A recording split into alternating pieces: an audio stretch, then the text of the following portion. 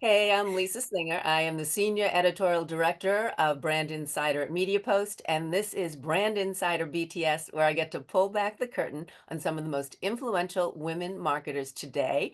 And with me is Melissa Sierra, and she is the EVP of Media Integration at USIM. Hey, Melissa. Hey Lisa, thanks so much for having me. Oh, I'm so excited. I mean, you've been a favorite of Media Post. You've been to so many of our events, and I love that we've always, hung out or got to know each other. But this side of you, I still have yet to hear. I've heard little bits, but now we get to really dive in. So I'm very excited for this. I'm excited to see where this takes us. Yes, well, for sure. Well, as I always say, I do my snooping, and of course, LinkedIn is where I like to go, one of the places I like to go. And I noticed a post that you liked that Tim Robbins had put up, and it was really about. Let me read. I don't want to misquote Tim Robbins. He wrote, "Where focus goes, energy flows. Focus creates feeling, and feeling is the quality of your life." And it goes on to say, it skips a little bit then, the way you direct your mind shapes every experience you have. And if you don't choose your focus, the world will gladly choose it for you. And I really think that's really good advice. And you obviously loved Yes. it. You did a little applaud to it. It actually kind of summed it up, focus equals feeling. Yeah. So I pulled that right away. I knew I wanted to do something with it. And then as I was doing more snooping, then I came across your about section and you wrote about focus, but you wrote Yeah. in terms of what you focus on for your day or your career. And Yeah. you focus daily on creating a culture of innovation and agility within our teams. So to me, all right, we got the focus going on. So I needed a Yeah. question. And so again, I like to go not about what you do at work, but on the Sure. personal side. What do you choose to focus on as Yeah. opposed to letting the world sort of decide for you? Yeah, I think it's easy, especially nowadays, to get caught up on everything that's going around. And every time you're on social media, you're not good enough, you're not doing life good enough, waking up on time, how you choose to wake up, how you spend your time leisurely versus at work. For me, it's really feeling lit from within and expressing my dreamer mentality with a Virgo approach. So I'm very laser precision focused and deterministic about how I go about life. But really my grandmother had a manner of deploying optimism no matter what the situation, and I strive to emulate that spirit similarly with just being centered and purposeful and positive energy and making sure that I make the most out of every interaction that I have every single day on my personal life so that when I do get to the office, I'm showing up supercharged, vibrating a room, making people have this space to also feel celebrated and seen and heard. And those are all things that are important to me to make sure that no matter how tricky the road that we're going down is or how rocky things may seem, that spark of energy and that spark of hope is just consistent throughout. Yeah, and it's great because you talk about it. Obviously, you want to bring that to your team. You want to bring that because that's going to just create a better environment for you at work. But is it harder sometimes to because I don't want to say you compartmentalize, but when you bring Yeah, it home or just into your personal side of things and keeping that optimism, I want to ask you, almost put it in reverse. Does the world sometimes try to force something else on you to focus a on? thousand percent. To a certain point, I'm too self actualized to understand where I fall short. I have that Virgo mentality, like I said, so I always want to be better, show up better, do better, learn more, all the things. And I think sometimes that weight is overbearing. And it's easy to feel caught up in the Joneses of that social world or cultural norms that have become where they're pressing down on you and trying to force you to get distracted from your centeredness. So I have my little vent session, probably to a fault with my husband. He's a saint for listening to it all. And I'm sure he knows all the cast of characters in my personal and professional life. But having that moment to just kind of vent, get it out there, write down anything journaling that I need to in terms of circle back, figure that out later on and go back to that. But then kind of zone out as well in terms of podcasts. So podcasts help me normalize how I'm feeling at the moment and feeling like I am with a lot of other people feeling a similar mentality, but then also going back to how do I just make the most of the moment that I'm showing up in right now and that I am human. And that my very best might be somebody's worst. So just being more giving myself the grace and space that I need to be able to exercise my voice and my centeredness amidst the chaos. Yeah. Well, I mean, aside of course from Brand Insider BTS, what podcast do you listen to? Like, where do you zone out? What do you choose to go with something that is more inner peace or, you personally, or is it more Yeah. career-ended type of podcasts? It kind of runs the gamut. I love Dave Ramsey, so I listen to him a lot. He's helped me a lot out in my personal finances. I think it's something that as a child, sometimes you know that you're supposed to save, but not necessarily save the right way. So he's been instrumental in his baby steps to really helping me feel that financial security and freedom. I also love good true crime podcasts. And so I love Annie Elise, Serial Lee. She does a really good job of keeping up with true crime, but really giving the victims a voice in terms of who they were and how they want to be remembered. And also all the nitty gritty details from how that moment led up to it and where the case stands at today. And it's just like listening to a friend kind of share some tidbits with you. And then, of course, there's the industry ones like eMarketer.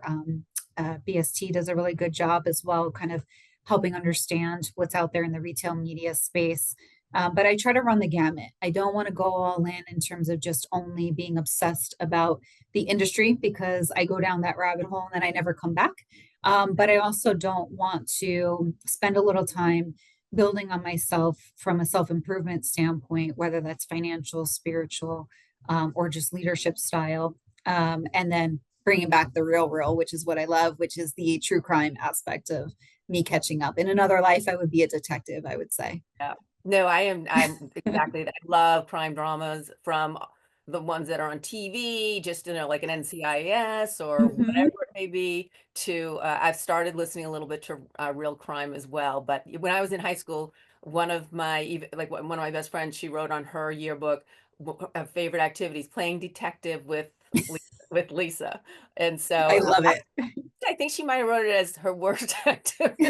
Because I used to drag her along. I'm like, she's like, oh no, I gotta go. I'd be like, come on, we gotta go do this. So it's been a pet peeve now that I remember it. Oh But boy. anyway, it's always been like I love figuring things out, which is the thing Yes. with snooping. I love the more I can find into things and unravel people or Yeah. their stories or a mystery or whatever it may be. Peel So back. yeah. Yeah. So and I would actually be able to commit the perfect murder. I watched that. Walk back over that. It's on record. Oh, yeah. No. So, well, okay, so starting out, aside from wanting to be a detective, when we go back to you in college days or just graduating, and it seems like marketing was your path, in terms of you had a marketing degree or have a marketing degree, and you started right in that, with sales and then marketing.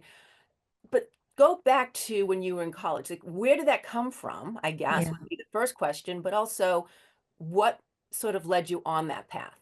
Yeah, sure. So part of it started with my grandmother and watching Young and the Restless and seeing Jill Abbott go to Boss up and be an advertising woman in the space for a cosmetic industry. And then, of course, watching Angela Bauer on Who's the Boss. Mhm. To me, they were my role models of who I want to emulate in the workplace. But I've always loved marketing and I was drawn to why consumers do what they do. And the journey of the ups and downs that I've been on is exactly what I wanted to be going down that road for. It started with curiosity.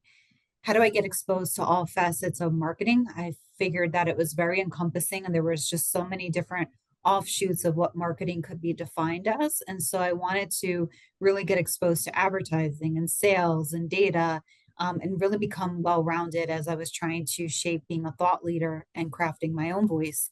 And then slowly it started to progress into okay, as I develop my own voice, at some point, I want to help some of the younger talent out there really manage how they start to build their own brand their personal brand and defining that and what does that really mean for them. So I threw myself into data and understanding audience segmentation at Amerilist.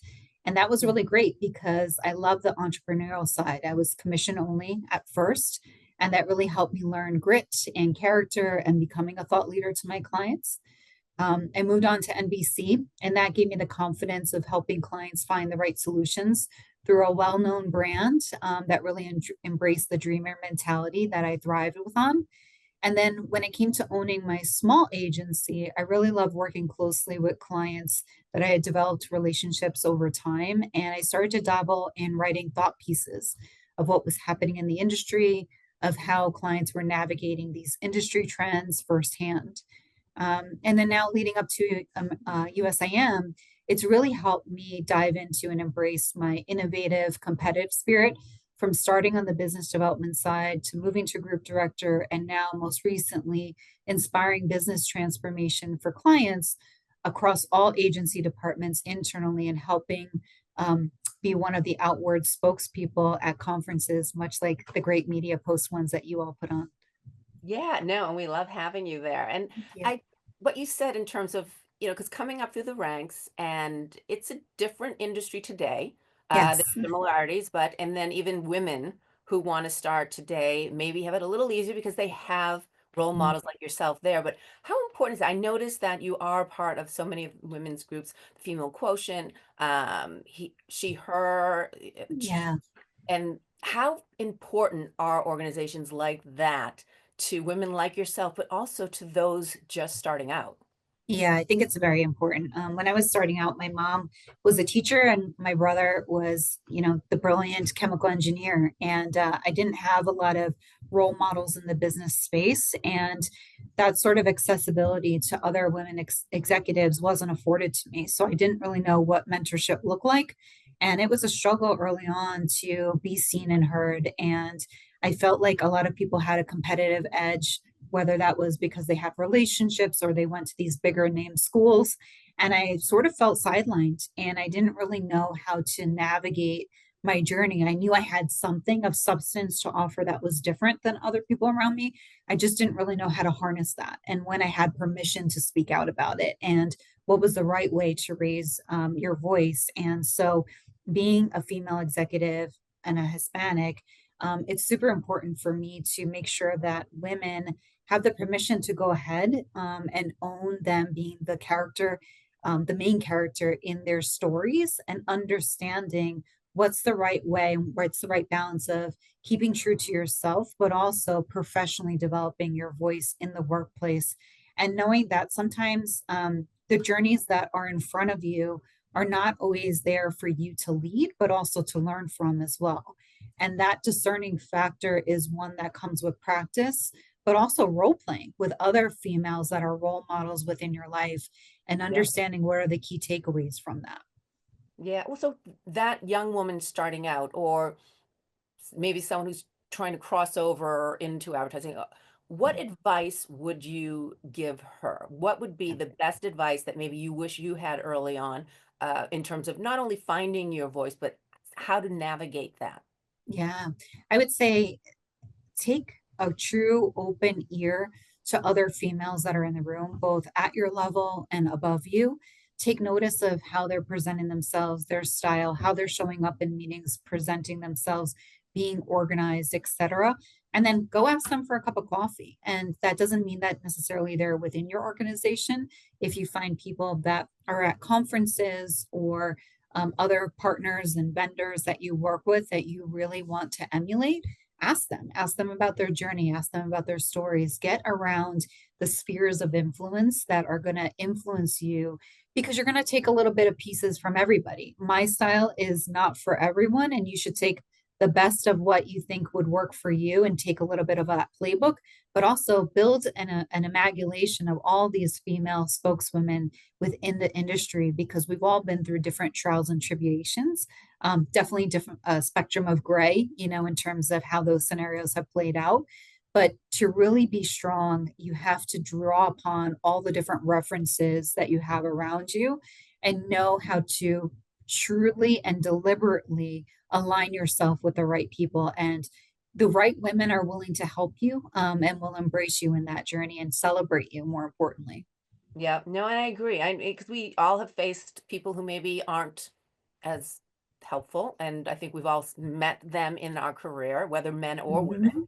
But I think, as you said, there are people or are women who can be there. And to be honest, Yeah. I've had a lot of men who have been there for me. So I don't Yes. think it's one or the other, but I think having them as a sounding board, sort of speaking, if Yes. you want to put you're supposed to write out what you want, your Yeah. wish list and make it happen. But I think saying it helps you Yes. to organize it and helps you Yes. to sort of use them as a sounding board to, okay, maybe let's switch it a little this way or whatever it may be. As you said, not everyone Exactly. do it like you do, but just to hear those other perspectives.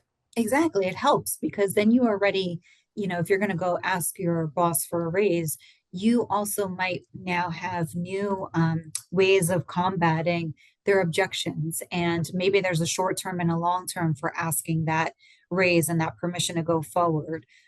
Also, it keeps you from not being biased about the scenario. You may, because you live and breathe it every single day, know exactly how this is gonna, play out, and you may be right, but also there may be angles that you never thought of that are going to come and just maybe shock you a little bit in that system, and then maybe you don't know what to say at that moment. So even just playing it back, like you said, being a sounding board is just instrumental. It may not change how you approach things or your perspective, but it's Hmm. good to always take that into account as you navigate your journey. And it almost makes you accountable. Yeah, Okay, put it it's out true. there, so now I got to do it. Yep, that's So true. I'm curious, what do people get wrong about you when they first meet That I'm boisterous in life, in my real life. I'm actually an introvert, sticking to a small group of people, staying home, going out to the movies, a Yankee game, or just going to dinner. In grade school, I would always get unsatisfactory for not talking at all. And the teachers you? used to ask my mom what's wrong with me. And I have a brother who's 6 years older, and I used to be petrified at camp when we would get dropped off by the bus and I'd have to leave him and I'd go hysterical crying. Oh, And I'd leave all my stuff throughout camp, my t-shirts, shorts, whatever, because I'd be playing in the sand. And all my brother's friends would have to come find me and bring me back to him, inadvertently. So I embrace the side of me that is gregarious and chatty, Kathy, in many ways. But in my real personal life, when I go home, I'm super quiet, super introverted, and just love to put my podcast on and just listen to whatever's going on. well, how nice is your brother and his friends, or were they coming to you with that? I think that's so beautiful. And although Super I sweet. can't be your friend anymore, Yankee fan, Yep, Red Yankee Sox, fan. Sox. Sorry. It's And okay. I We can think, agree to all right, disagree. we are going to conclude our interview for the day. That wraps it. That's all you needed to It's know. done. Going back to your LinkedIn, your about section, you also described yourself with a strong background in problem solving. Yeah, So I want to again take that on the personal side. yeah, What has been the most challenging problem you faced in your career, yeah. not at work, but Yeah. in your career, and how did you solve it? Sure. A lot of it has to do with on the heels of what we just talked about, but feeling lost in a sea of people that seemingly had a leg up. It just seemed everybody was more advanced than me, going to different schools or connections, their family or friend got them into this opportunity, Mm, and not really being seen for who I was and what I had to offer. I really went in all in on growing stronger with my communication skills, getting a better understanding of who I was and discerning the lessons put in front of me and discovering what makes me the best version of myself. A lot of that was introspective work of just listing out, excuse me, my strengths and weaknesses, and embracing what those both were. mhm, Listening to podcasts about self development and leadership. I think I always had the right ideas. I just didn't know really how to influence people around me to see them. But I also think that risk for a lot of my leaders took a lot of confidence within themselves to make. And I didn't really understand that. My way of thinking is, why can't you just see what I see? And I mhm, had to really harness in on the right details to share with those around me that was going to move progress forward, even if it wasn't the exact outcome that I wanted to see getting across. And that I had to embrace as a win. It wasn't always, I had to detach myself from my idea and the outcome I wanted and actually celebrate the win of influencing people to say that there was a greater good. And so for me, it was letting go of my inferiority complex and imposter syndrome and really embracing the perfectly imperfect Melissa that exists today. Yeah. Well, was it, I mean, excuse me, it's not obviously something you're going to do easily. And No, as you said, you really did the work. You listened to podcasts, you wrote down your strengths. Was there a time when you maybe were like, "Ugh, why am I even trying?" Like, did you yes. ever get that? When you get to that moment, how do you then pick yourself back up? Um, I actually sometimes, because I am a Virgo, will beat myself down so much that then it builds me back up in a very weird way. And it's kind of self-destructive at times, to be honest.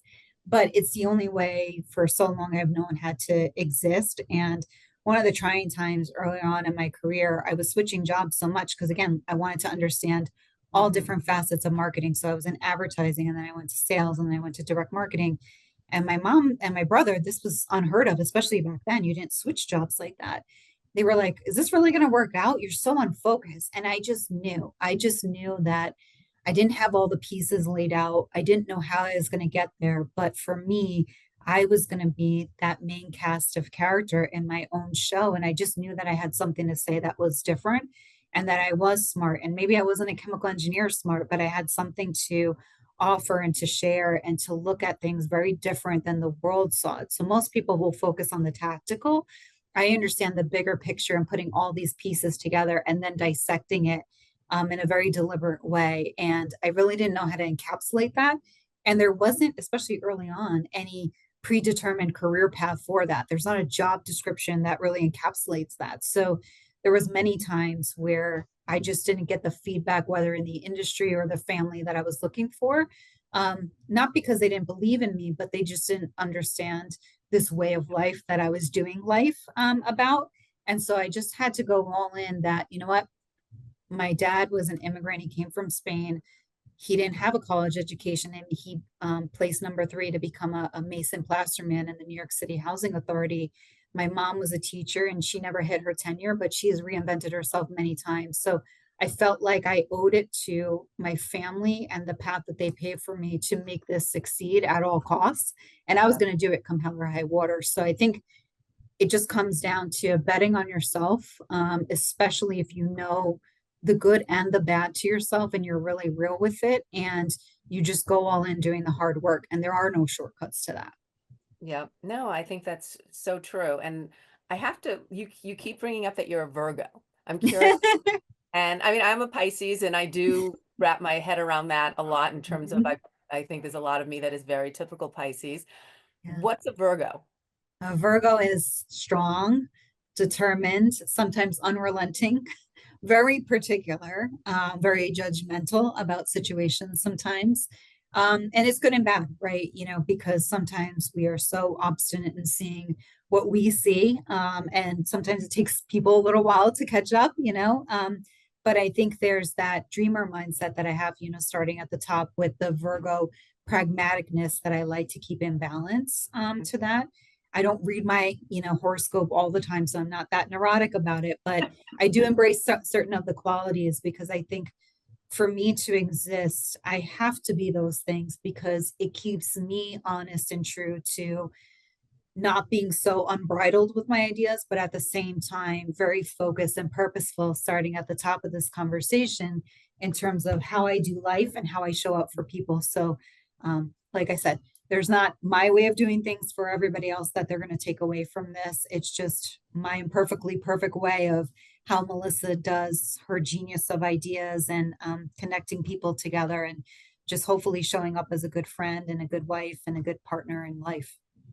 Yeah. Well, okay. I just wanted to hear because as I said, I follow or I don't follow, but I've Yeah. always, got the Pisces and Reddit if it's around, and when you get those descriptions, I think there was one magazine that used to give out these little booklets and it would Yes, give you I all remember. the information, and I used to, of course, just eat it up with the Pisces. And I'd be like, yeah, Yes. that's me, and although there's a little of my father there, like because obviously you have the influence of your family, but then you Right. have the influence of the stars, and so Yes.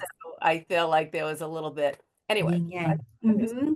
Virgo was. All right. So going back to my snooping and your about section, in addition to the problem solving, you said you have insatiable curiosity.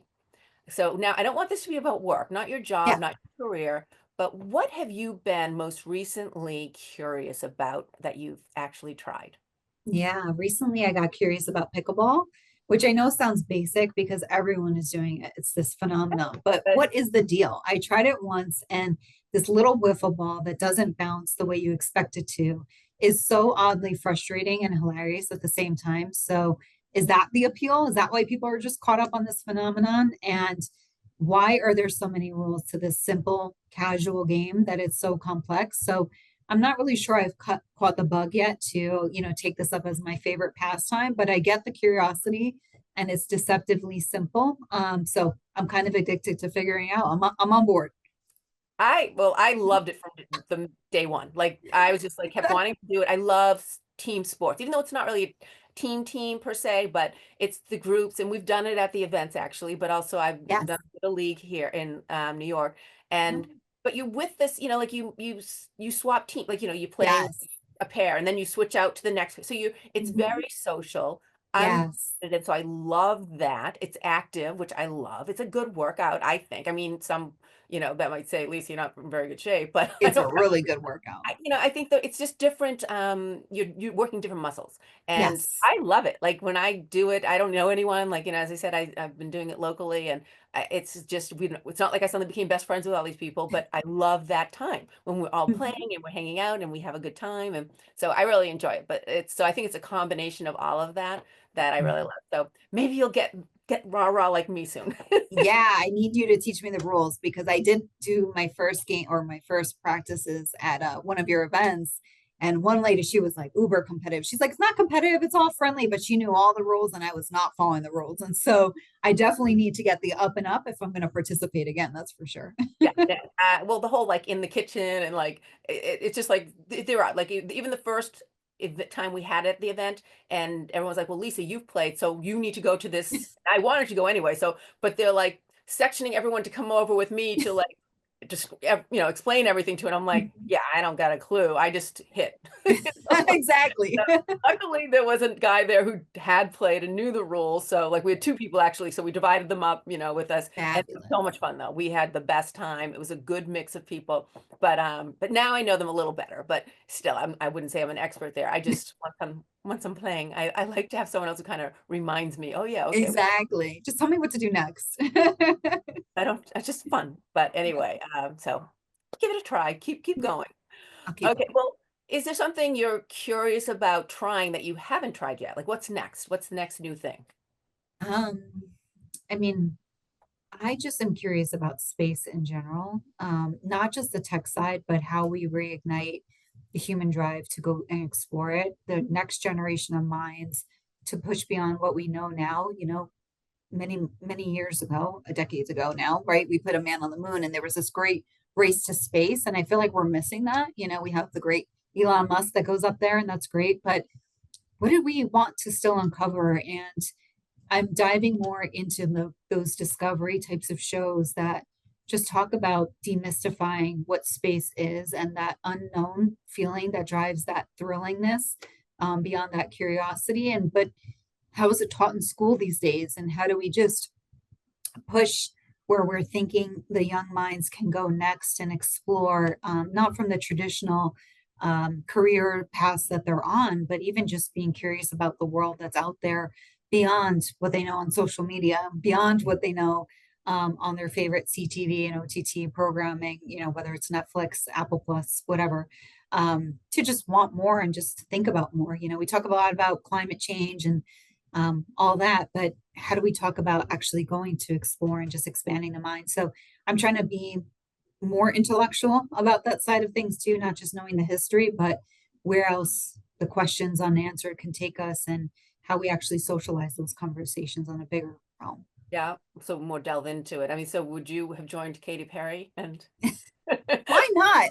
I mean, like, I don't love Katy Perry, but I just don't understand why she gets such hate. Like, if that's what she wants to do in her life and fulfill it, she's not bothering me, you know? No one I else know got that they much really flack. did. They all and Gail King, right? Gail King, yes. Yes. And there were others. Those And two, Bezos, both, fiance. is gone. Yeah, but Yeah. so I mean, We should be celebrating women more, right? That are willing to take risks and just go out there. And if that's what they feel they want to do or leave as a legacy or just a milestone that they want to hit. I don't personally vibe with who she is and how her music necessarily, but by all means, like I think that's it's great. Women pioneering into something new and different and just going for it. And I think especially going back to opening doors and aligning with women like we said we should just do more celebration and more reposts like we started this conversation off chat but more celebration of what people are and who they are and how they want to show up in life as long as they're not harming anybody. yeah, Why don't we embrace their curiosity and their passion more even if we don't align for it? yeah. No, I completely agree. And if you want to try something new, unless, as you said, unless you're hurting someone, unless you're Yeah, being really anti something or someone, yeah, is just you don't agree to disagree or whatever it yeah, may be, or just this is their thing, it's not your thing. yeah. So, all right, I want to kind of just go off on a little tangent thing. Let's do it. Let's say you're stranded on a desert island or Mhm. deserted island, and you need to start a company in Okay, order to make it work. Three things you're allowed to bring. One, someone who will be your business partner, the okay, right-hand person. Someone who will be your partner, your fun, or, just who is going to keep you personally energized and going. yeah. And then a tool, one tool. What do you bring? I would say Deb Landsberg from iHeart. I've known her for over a decade and she's hilarious, a great conversationalist, and no shortage of ideas. So she'd be my partner to start the business. She's hungry and passionate, just like I am. Her mind, sorry, is just nonstop, going, going, going like I am. And we're both chatty Cathys. So it'll never stop. No shortage of conversation there. For person, my husband, because we've been together for I 19 was years and he'll kill me if I don't. gonna say that. Yeah. But also we laugh a lot. We're always traveling together. We don't have kids, so I think that that's kept us young in a different spirit of things, and also challenging each other to figure out what fun means through all those 19 years together. And then tool, I have to say coffee maker because I wouldn't want to know me without coffee. That makes sense. All right, I like that. Are you gonna do the like cups, the Keurig, or do you Yeah, actually the just Keurigs all yeah, day. easy. All right. Anyone else doesn't need coffee. Melissa needs coffee to be centered and purposeful. Otherwise, they will ban you from the what is it in Survivor? You're kicked off. Cast off. Yeah. Your husband and friend will kick you off. That's right. Okay. Last question. What are you most obsessed with right now? I am most obsessed with just figuring out where we go as a culture that celebrates individualism, but not necessarily to the point where we're so judgmental that we can't see and celebrate the newness of ideas. How do we get back to really that dreamer mentality? I see pockets of it, but I don't see that being an actual true way of life that people are doing it. Some people are great, right? Jay Shetty's of the world, Mel Robbins, personal friends like you that celebrate the goodness in life, but it feels like we've moved away from that cultural norm of just wanting to be the best, wanting to be the greatest from a greater good perspective and celebrating new ideas and innovation and just wanting to aspire to something greater. I feel like in many ways the individualism has kind of just let sort of status quo norms take over to a certain detriment. And so I'd love to see educational systems reimagined, not necessarily always celebrating like the catch all things that you can study, like general studies, but really figuring out where we're at was a marketplace to embrace the new careers of the world and getting our younger people, talent ready for the new ways of doing life and professions that exist instead of the old ways of doing things. But then, how do we create incubator pods of what people can do from both the trade perspective, but then also from professional services? And how do we invite more of that conversation to life without ostracizing people if they want to celebrate their own wins or if they want to celebrate group successes? And so individualism comes from that, I believe, but then celebrating more success and more goodness and more positivity. I just think that I know clickbait really thrives in a negative standpoint, and I know that's where the news gets their views, but if we stick to that and that's all we see 24/7 on social or TV, I just worried that for us that grew up in different times, we were exposed to the negative, but we turned it off and we could turn it off. I don't know where that leaves some of the generations of the future if they're constantly getting bogged down of not feeling like they're enough or just not feeling like they're doing stuff right or not having the right pathways to get there. So I'm obsessed of trying to create those environments in my personal and professional life and giving people the space, but would love to see how can I replicate that on a larger scale with just people around me and just creating new groups of circles from that. Yeah, no, I completely agree, but I think you do it the way you're doing it, I mean, if everyone just takes that mindset, Yeah. you do what's in your world, what your Yeah. little you know what I mean? I think if everyone Yes. I think a lot of people feel like they overwhelm themselves with this huge picture, like, "How am I gonna make it for It's everyone?" true. And if It's so everyone big worries about their little pocket, I'm not saying you ignore the rest of the world, I'm just saying for if sure. everyone sort of takes those little steps, whether it be Hmm. helping the environment, helping certain, industries or challenges that are happening, or in this particular case, helping things to be a little bit more positive. You bring that Right. to your space, and then Yeah. the people around you then will take that in, and then they'll continue and they'll Yeah. It's continue, the and snowball. yeah. So I Yeah. think what you're doing is what you need to do. And, I mean, until you maybe become like president, and then you can, even then, I don't know how much you can actually do, but but no, I think that's an awesome, thing to have. But I do think we need to, I think we get, if you think too big, you Yeah. tend to not do anything, or you You'll don't, never get started. yes, like it Hmm. overwhelms you. So Yep. I think you're on the right track there. Thank you. Melissa, thank you so much. This was awesome. I really Thank enjoyed it. you. So I love their time together. Hopefully, this still keeps us friends, even though you're a Red Sox fan. I'll have to rethink about that one, but other than that, we're good.